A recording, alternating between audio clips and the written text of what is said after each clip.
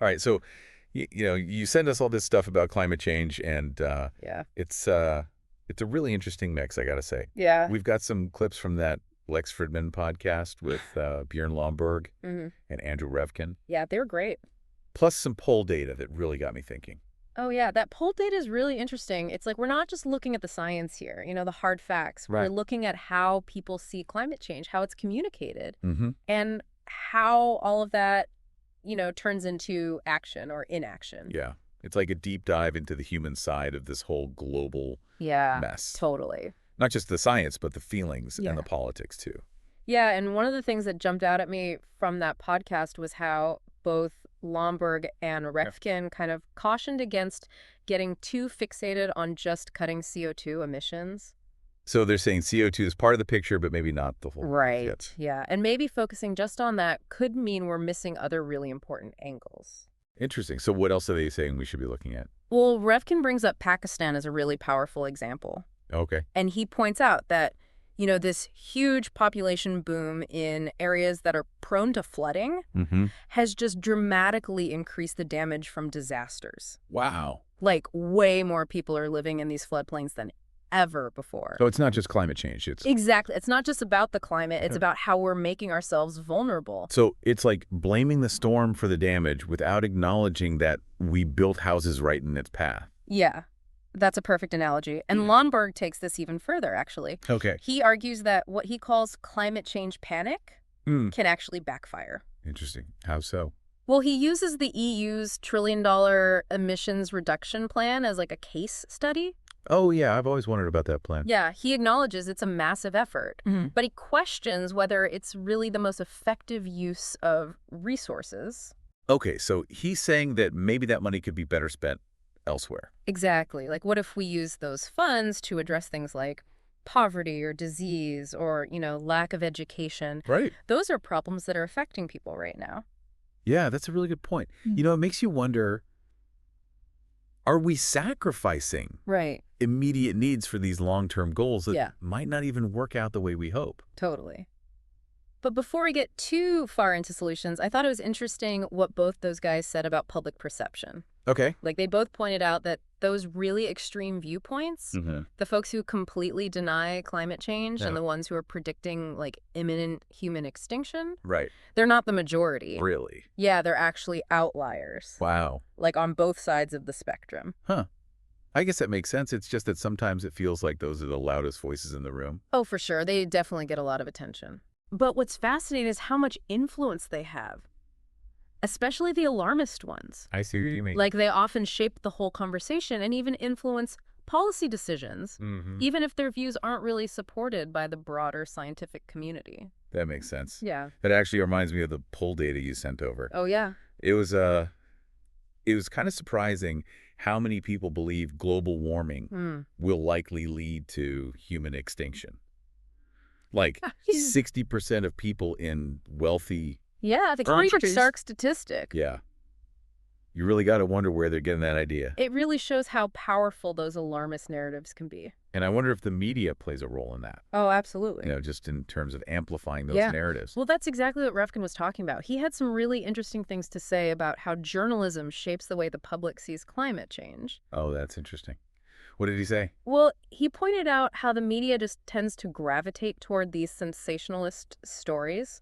Like the ones that grab your attention? Yeah, the ones that get the most clicks. Exactly. He uses this phrase, front page thoughts, I like that. which I think perfectly captures how complex issues get Yeah. oversimplified and boiled down to these attention-grabbing headlines Right. that don't always reflect the whole truth. It's like the more nuanced, complex parts of the story just get lost in the race for clicks and views. Yeah, exactly. And that makes it even harder for the public to get a clear and balanced understanding of what's really going on. So if focusing only on CO2 might be too narrow and panic isn't really helping, then what are they suggesting we do instead?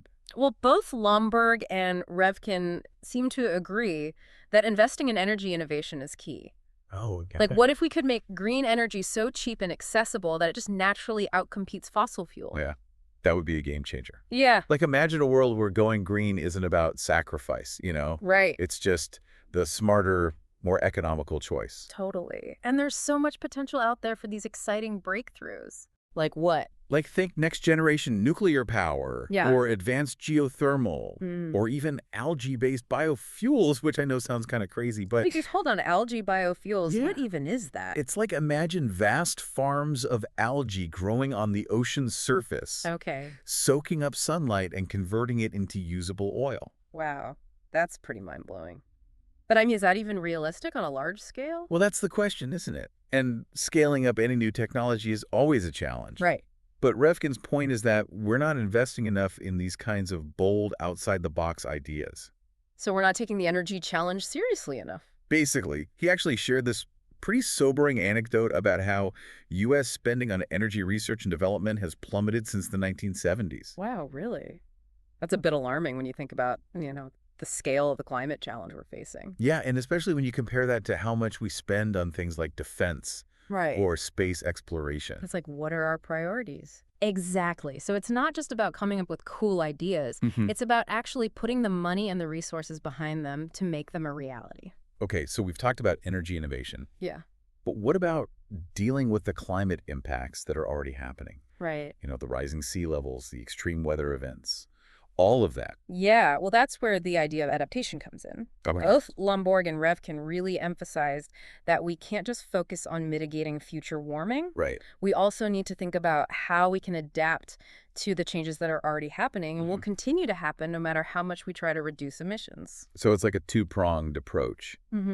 We need to work on preventing things from getting worse, Yeah. but we also need to figure out how to live with the changes that are already baked in. Exactly. And they both highlighted how a lot of the suffering that comes with climate change isn't just about the hazards themselves. Okay. It's about how we're making ourselves more vulnerable to them. What does that mean? Well, Revkin uses this term building vulnerability, Okay. which I think is really powerful. Yeah, can you explain that a bit more? He's talking about how we keep building homes and infrastructure in these increasingly hazardous areas, Right. like floodplains, wildfire zones right on the coast. Right, yeah. It's almost like we're setting ourselves up for disaster. Yeah, it's like we're ignoring all the warning signs and building a house of cards right on the edge of a cliff. Exactly. And a big part of adaptation is about recognizing those vulnerabilities and making smarter choices about where and how we build, how we manage our resources, how we prepare for disasters. So it's about becoming more resilient as a society. Precisely. And Lomborg actually made the point that humans are incredibly adaptable. Oh, that's true. Yeah. We've overcome some pretty huge challenges throughout history. Yeah, like remember how we managed to fix the hole in the ozone layer? Oh, yeah, that was a big deal. That was a global effort. It was. And it worked. Yeah. So it's like a reminder that even when faced with these seemingly insurmountable problems, we can find solutions if we work together and take action. it's really inspiring when you think about it that way. It is, but it also highlights the importance of having accurate information Right. and a clear understanding of the problem. Which brings us back to Revkin's critique of the media. Yes. And how it often oversimplifies and sensationalizes climate change. It's a tough balance. That's right. Because you need to get people's attention, but you also don't want to create unnecessary fear and panic. Right, exactly.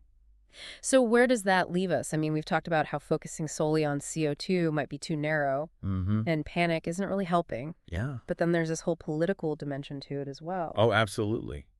We can't talk about climate change without acknowledging that political divide. Right, and that's something we see reflected in the poll data, too. You know how opinions on climate change break down along party lines? Yeah, that's always a challenge. Yeah. But what's interesting is that while there's this clear split on the term climate change, There's actually a lot more agreement on things like energy innovation. so it's like the label itself has become politicized, but the underlying goals like finding cleaner and more efficient sources of energy, those are things that most people can actually get behind. Exactly, which suggests that maybe framing the conversation around solutions and opportunities Okay. rather than blame and crisis Yeah. might be a more effective way to build consensus. It's about finding that common ground. Yes. And remember that story about the climate skeptic oil worker in Oklahoma? The one who installed solar panels. Yes. That's a perfect example of how framing the issue in a way that resonates with people's values and interests can be far more effective than trying to scare them into action. It also shows that you don't have to agree on every detail of the science to find common ground and work toward solutions that benefit everyone. Exactly. And it's important to remember that there are a lot of different perspectives on climate change. Yeah, even within the scientific community. Absolutely. Not everyone agrees on the severity of the problem or the best way to address it. So it's not just about believing in climate change or not. It's Yeah. about having a more nuanced understanding of the science. Yes. And being open to considering a range of viewpoints. And I like that. Yeah. And I think that's a good place to pause for now. Yeah. Let's give our listener a moment to digest all of this. We've covered a lot of ground. We have the science, the economics, the politics, even the psychology of climate change. It's a complex issue. But understanding all these different facets is so important if we want to find solutions that are effective and sustainable. Couldn't agree more. And we're going to dive into some of those potential solutions in the next part of our deep dive. Can't wait. We'll be back soon to explore those exciting innovations and talk about how we can adapt to a changing climate. Sounds good. Stay tuned. All right. So last time we were talking about that climate skeptic oil worker who went solar, just to be more energy independent. Yeah, it's funny how sometimes those practical considerations can trump the ideology. Totally. So let's get into some of those specific solutions that Lomborg and Revkin were talking about on the podcast. Okay.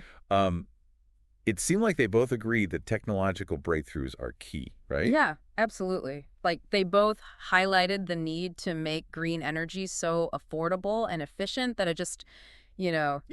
outcompetes fossil fuels. Like it just becomes the obvious choice. Yeah, like you don't even have to think about it. It's just the better option. Exactly. And they both pointed to some pretty interesting areas where innovation could really make a difference. Like what?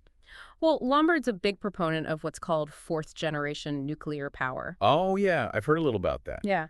Isn't that the type of nuclear that's supposed to be way safer and more efficient? Exactly. It's like taking all the fears people have about nuclear power and addressing them head on. So is it like a totally new technology, or is it just like an improvement on existing nuclear? Well, it's kind of both. It builds on existing nuclear technology, but incorporates these new designs and safety features. Okay, so what makes it so much safer? Well, one of the key things is that they're modular reactors, Okay. which means they're much smaller and can be built off-site and then transported and assembled. Oh, interesting. Yeah, so it's potentially a lot cheaper and faster to deploy. And they're also designed with these passive safety systems. Passive safety systems. Yeah, so basically instead of relying on human intervention to shut down in case of an emergency, they use like Oh, wow. physics and natural laws. That's pretty cool. So it's like even if everything goes wrong, the reactor just Right. shuts itself down Yeah, automatically. pretty much. And some designs even use different types of fuel that are less prone to proliferation. Proliferation. Like they're harder to weaponize. Oh, okay. Okay. So it's like safer in multiple ways. Exactly. So it's really promising technology. That's really cool. Yeah. But, Revkin also talked about an even more outside-the-box idea. I think he mentioned something about growing algae to make oil. Oh, yeah, that was algae biofuel. Algae biofuels. Okay, tell me more about that. Well, it's the brainchild of Craig Venter, Oh, who's yeah. this pioneer in genomics. And the idea is to essentially cultivate these massive farms of algae on the ocean surface. Like literally farming algae in the ocean. Yeah, exactly. And these algae would absorb sunlight and convert it into usable oil, just like, plants on land do. Wow. So it's like creating this giant natural oil well in Yeah. the ocean, powered by the sun. Pretty much. But of course, like any new technology, there are challenges. Like what? Well, figuring out how to cultivate and harvest the algae on a massive scale. Right. Extracting the oil efficiently, Yeah. making sure it's cost competitive with Yeah. other fuel sources. And what about the impact on the ocean ecosystem? Yeah, that's another big one. Like you're essentially introducing a new species on a massive scale. That's true. So it's not a simple solution. No, it's not. But that's why research and development is so crucial. It's about figuring out how to make these technologies work in a way that minimizes the negative impacts and maximizes the benefits. Right. Okay, so we've got nuclear power, algae biofuels. What else? Well, both Lomborg and Revkin spent a lot of time talking about adaptation. Adaptation. Okay, so that's like figuring out how to live with the changes that are already happening. Exactly. It's about recognizing that some degree of climate change is inevitable Right. and figuring out how to adapt to it in a way that, minimizes harm and maximizes human well-being. So it's like playing both offense and defense, right? Yeah. Good analogy. We're trying to prevent things from getting worse, Right. but we also need to build up our resilience to the impacts that are already happening. Exactly. And a lot of what they talked about with adaptation comes down to how we're making ourselves vulnerable to these climate hazards. Oh, yeah. I remember that term Revkin used, building vulnerability. Yes. Such a powerful phrase. It is. Can you give me some examples of what that means? Sure, like think about all the homes and infrastructure we keep building in increasingly risky areas. Good. Like right on the coast and floodplains and wildfire-prone areas. Yeah. Right? It's like we're deliberately putting ourselves in harm's way. Yeah, it's like building a house on a fault line and then being surprised when an earthquake hits. We're not just dealing with the hazards themselves. We're making ourselves more susceptible to them. Precisely. And a big part of adaptation is about recognizing those vulnerabilities and making smarter choices. Okay, so like what kinds of choices are we talking about? Well, it's about where and how we build, how we manage our resources, how we prepare for disasters. So it's about being more proactive instead of reactive. Exactly. And Lomborg actually made a really interesting point about how humans are incredibly adaptable. Oh, that's true. We've overcome some pretty big challenges throughout history. Right. Like he brought up the example of how we managed to fix the hole in the ozone layer. Oh, yeah, that was a huge success story. It was. The world came together, agreed on a plan, and within a few decades, the ozone layer started to recover. So it's like a reminder that even when we're faced with these global problems, Yeah. we can actually solve them if we work together. Exactly. But it also highlights the importance of having accurate information Right. and a clear understanding of the problem. Which brings us back to Revkin's critique of the media Yes. and how it often oversimplifies and sensationalizes climate change. It's like they're trying to grab your attention, but in doing so, they often distort the message. Right. And he also talked about how even scientists can get caught up in the hype. Yeah, he brought up the example of that 2018 IPCC report. Oh, yeah, the one that warned that we had 12 years to prevent catastrophic climate change. That message went viral. Yeah, everyone was talking about it. But it wasn't really an accurate reflection of what the report said. So it's another example of a complex scientific message getting distorted. Right, and creating this sense of urgency and fear that wasn't really warranted. So how do we get away from all the doom and gloom and start having a more constructive conversation about climate change? Well, both Lomborg and Revkin believe that framing the conversation around solutions and opportunities is key, instead of blame and crisis. So it's like focusing on the positive instead of the negative. Exactly. It's about finding that common ground and focusing on what we can do together. I like that. And it reminds me of that example of the climate skeptic oil worker who installed solar panels. Oh, yeah? It's like sometimes you can achieve more by appealing to people's self-interest than by trying to scare them into action. Totally. It's about finding those win-win solutions where everyone benefits. Okay, so we've talked about innovation, adaptation, finding common ground. But I'm also curious, what about individual actions? Like, what can one person actually do to make a difference? That's a great question. And both Lomborg and Revkin emphasize that there's no single silver bullet solution to climate change. Right. It's going to take a multifaceted approach, and individuals definitely have a role to play. Okay, so like what kinds of things can individuals do? Well, Lomborg talked about how supporting innovation and advocating for smart policies can make a big difference. And Revkin emphasized the importance of building resilience in our own communities and making choices that reduce our own environmental impact. So like things like choosing energy-efficient appliances, reducing our reliance on cars eating less meat. Exactly. And it's also about, engaging in those constructive dialogues, even with people who hold different viewpoints. Right. It's about finding that common ground and working together. Yeah, it all comes back to finding that common ground. It does. And, I think what they're really advocating for is a shift in perspective. Okay. Moving away from the doom and gloom and embracing a more hopeful and proactive approach. I like that. So it's not about giving up, it's about finding ways to move forward. Exactly. And that actually leads to a really fascinating concept that Revkin brought up. What's that? The idea of a good Anthropocene. A good Anthropocene. Now that sounds kind of paradoxical. Isn't the Anthropocene like the era of human impact on the planet? Right? Isn't that supposed to be a bad thing? Yeah. Well, for a lot of people, yeah. It's often seen as this era of, environmental destruction and decline. Right, all the bad stuff. Exactly. But Revkin challenges that view. Really? Yeah. He suggests that we have the power to shape a future where humans and nature can actually thrive together. So he's saying that the Anthropocene doesn't have to be a dystopian future? Exactly. We can make it a good one. Okay, I'm definitely intrigued by this. Yeah. But I think we need to unpack that a bit more. Yes, definitely. And I think that's a perfect place to take a little break and let our listener ponder that idea. Sounds good. Before we dive deeper into what a good Anthropocene might actually look like. Okay, so, we left off talking about this idea of a good Anthropocene. Yeah. And I got to admit, I'm still trying to wrap my head around it. I know, it's a big idea. It is. You know, shifting our whole perspective on human impact on the planet. So for a lot of people, the Anthropocene means pollution and climate change and all that. Yeah, it's like the era of all the bad stuff. Right, exactly. But Rifkin's saying, it doesn't have to be that way. Yeah. We can actually make it a good thing. So what does a good Anthropocene even look like? Like, give me some specifics. Well, I think it starts with changing how we think about progress. It's not just about economic growth or technology for their own sake. Okay. It's about creating a world where human well-being is intertwined with environmental health. So it's like recognizing that we're not separate from nature, we're part of it. Exactly. And our well-being depends on a healthy planet. Yeah, and it also means moving away from that kind of us versus them mentality that we see so often in the climate debate. Like the idea that we have to choose between the economy and the environment. Right, exactly. It's not about pitting environmental protection against economic development. All right. It's about finding solutions that work for both people and the planet. Solutions that benefit everyone. Yeah. And Rifkin also emphasized that a good Anthropocene has to be a just and equitable one. So it's not just about protecting the planet, it's about making sure everyone has the opportunity to thrive.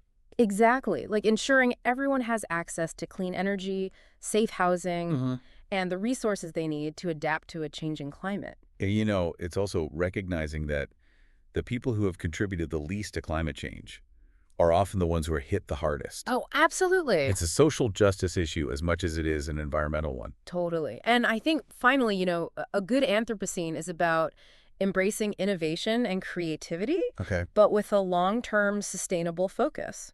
So we're not just thinking about the next quarter's profits Right. or the next election cycle. Exactly. We're thinking about future generations. It's about leaving a better world for our kids and grandkids. Yeah, and I think it's also about fostering this sense of hope and possibility. Even though there are all these challenges, we can actually create a better future. Exactly. It's really inspiring when you think about it that way. It is. And it all ties back to what Lomborg and Rifkin were saying about finding that balance. Yeah. Acknowledging the seriousness of the problem, but not giving in to despair. Right. It's about recognizing that we have the power to make a difference. Exactly. Both individually and collectively. So it's not about feeling helpless.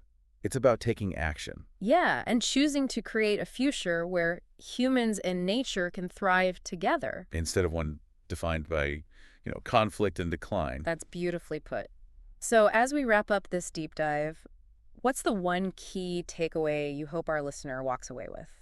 Well, I think the most important message is that climate change is a huge challenge, but it's not a hopeless one. Yeah, I agree. We have the knowledge, the technology, the human capacity to create a more sustainable future. We do. We just have to choose to do it. And it starts with understanding the problem. Yeah, from all angles. The science, the economics, the social and political dynamics. It's all connected. And it's about embracing innovation, adaptation, and working towards a more just world for everyone.